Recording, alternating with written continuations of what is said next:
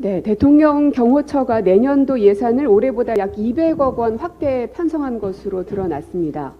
이는 올해 대비 20% 가까이 증가한 것으로 내년 정부 전체 예산 증가율 5.2%에 비해서도 4배 정도 높은 수준입니다. 애초에 500억 원 수준이라던 대통령실 용산 순수 이전 비용이 최소 수백억 원 이상 증가한 것으로 드러난 가운데 경호 비용까지 200억 원이나 늘어나게 된 것입니다. 이 경호 비용이 증가한 이유를 전문가들은 사방이 오픈된 용산 이전 때문이라고 지적하고 있는데요. 월급 빼고 안 오른 게 없다는 국민들 앞에서 용산 이전, 졸속 이전에 따른 그 모든 피해, 또 국민 혈세 낭비 기하급수적으로 늘어나고 있습니다. 고스란히 국민 몫으로 돌아가고 있는 셈인데요. 여기에 대한 문제 지적을 좀 하고 있는데 대통령실의 해명을 보면 더 가관입니다. 대통령실 관계자에 따르면 이명박 전 대통령의 보석, 박근혜 전 대통령 사면, 문재인 전 대통령 퇴임 등으로 경호 대상자가 증가해 인력과 장비, 시설이 확충돼야 할 필요가 있었다라고 해명을 했습니다.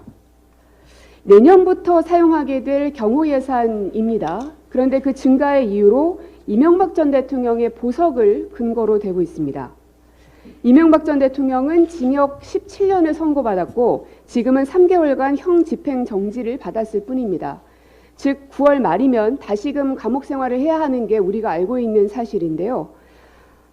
검찰이 주축이 된 심의위원회에서 형 집행 정지를 결정하게 돼 있습니다. 이미 결정된 겁니까? 그리고 대통령의 고유 권한은 바로 이 사면입니다. 내년에 있을 예산에 이미 이 전 대통령의 보석을 근거로 해서 예산을 늘릴 수밖에 없었다라고 하는 걸 보면 대통령의 고유 권한인 사면조차도 이미 준비하고 있었던 건가 하는 의문이 듭니다. 얼마 전 8.15 사면 관련해서 대통합 차원에서 여야가 모두 다 요구를 했지만 대통령은 결국 응답하지 않았습니다.